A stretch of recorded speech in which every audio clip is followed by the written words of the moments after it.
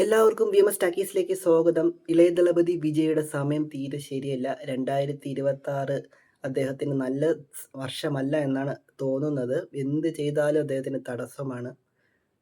അദ്ദേഹം ജനങ്ങളുടെ നന്മയ്ക്ക് വേണ്ടിയിട്ടാണ് രാഷ്ട്രീയത്തിലോട്ട് ഇറങ്ങിയത്. പക്ഷെ അവിടെയും അദ്ദേഹത്തിന് ഇപ്പം തടസ്സമായിട്ട് നിൽക്കുകയാണ്. മറ്റേ കരുവന്നൂർ ദുരന്തം അതിൻ്റെ CBI അന്വേഷണമൊക്കെ നടന്നുകൊണ്ടിരിക്കുകയാണ്. അദ്ദേഹത്തിനെ മൊഴിയെടുക്കാനൊക്കെ വിളിപ്പിച്ചിട്ടുണ്ടായിരുന്നു CBI. അതങ്ങനെ ഇരിക്കുമ്പോഴാണ് അദ്ദേഹത്തിൻ്റെ അവസാന ചിത്രം ജനനായകൻ റിലീസ് പ്രതിസന്ധി നേരിടുന്നത്.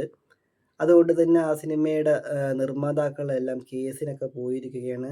ആ ഒരു പ്രശ്നം മറ്റൊരു വഴിക്ക് ഇപ്പോൾ അദ്ദേഹത്തിൻ്റെ കുടുംബത്തിന് തന്നെ പേഴ്സണൽ ലൈഫിൽ തന്നെ പ്രശ്നങ്ങൾ ഉണ്ടാവുകയാണ്. ഇപ്പോൾ ഇതാ വിവാഹമോചനം തേടി അദ്ദേഹത്തിൻ്റെ ഭാര്യ കോടതിയെ സമീപിച്ചിരിക്കുകയാണ്. എല്ലാ 4 സൈഡിൽ നിന്നും അദ്ദേഹം ഇപ്പം സമ്മർദ്ദം, പ്രഷർ നേരിട്ടുകൊണ്ടിരിക്കുകയാണ്. വല്ലാത്തൊരവസ്ഥയാണ്. എങ്ങനെ ഉള്ള ഒരു നടനാണ്.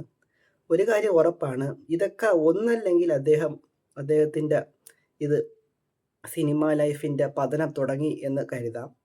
അല്ലാന്നുണ്ടെങ്കിൽ അദ്ദേഹത്തിൻ്റെ ഒരു വലിയൊരു കംബാക്ക്, വലിയൊരു തിരിച്ചുവരവ് മുന്നോടിയായിട്ടുള്ള ഒരു ചെറിയ ഒരു വീഴ്ചയായിട്ടും കണക്കാക്കാം. ഇതിലേതാണ് എന്നുള്ളത് നമുക്കിനി വരും വർഷങ്ങളിൽ, വരും നാളുകളിൽ തിരിച്ചറിയാൻ സാധിക്കും. വിജയ് എന്ന് പറയുന്ന ഒരാൾ ഒരിക്കലും പേഴ്സണൽ ലൈഫ് കുളം തോണ്ടണമെന്ന് ആഗ്രഹിക്കുന്ന ഒരാളായിട്ട് എനിക്ക് പേഴ്സണലി തോന്നിയിട്ടില്ല. എൻ്റെ അഭിപ്രായമാണ്. പിന്നെ അത് നമ്മൾ ഉദ്ദേശിച്ച അതിൽ പറഞ്ഞിട്ടുള്ള ആ നടി ആരാണെന്ന് നമുക്ക് എല്ലാവർക്കും അറിയാം.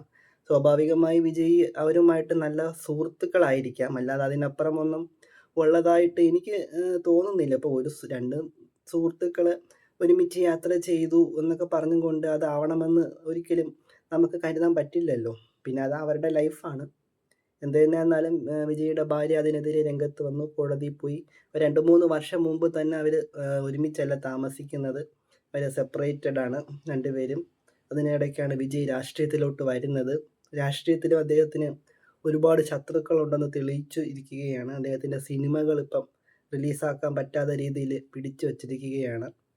എന്തെന്നാലും വിജയ് ഇനിയുള്ള അങ്ങോട്ടുള്ള നാളുകൾ എന്താവുമെന്നുള്ളത് അറിയാൻ എനിക്കും ആകാംക്ഷയുണ്ട്. വിജയുടെ വലിയൊരു കംബാക്ക്, വലിയൊരു തിരിച്ചുവരവ്, ഈ പ്രശ്നങ്ങളെല്ലാം തരണം ചെയ്ത് അദ്ദേഹം വീണ്ടും സജീവമാവും എന്ന് തന്നെയാണ് ഞാൻ കരുതുന്നത്.